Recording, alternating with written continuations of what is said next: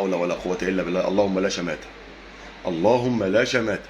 سبحان الله يا اخي، اللي بيجي على الاهلي والاهلاويه ما بيكسبش، اللي بيجي علينا ما بيكسبش، يلا عشان احنا ضميرنا سالك لله، احنا فينا شيء لله كده، فلوسنا حلال ونيتنا صافيه، نيتنا صافيه لله.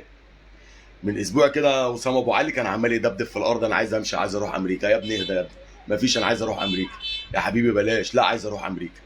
المهم سيبناه، قلنا له روح يا عم شق طريقك بعيد عننا واتكل على الله، شوف انت عايز تروح فين.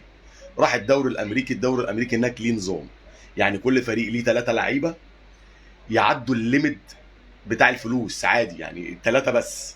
يعني من حقك اللي انت كل اللعيبه مثلا في ليميت معين ما تتعداش السقف ده ما عدا 3 لعيبه. وسام ابو علي بقى اللاعب الرابع، فكده مش هينفع يتأيد غير لما يتنازل عن 3/4 مرتبه عشان ينزل يبقى زي باقي الفريق ويبقى عندهم 3 بس.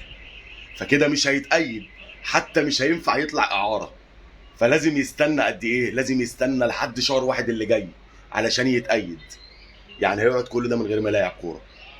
عشان تعرف اللي بيجي علينا ما بيكسبش. قلنا لك يا ابني اسكت يا ابني.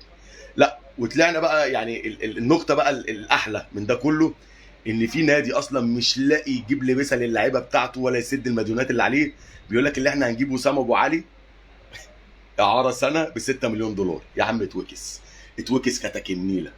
سلام.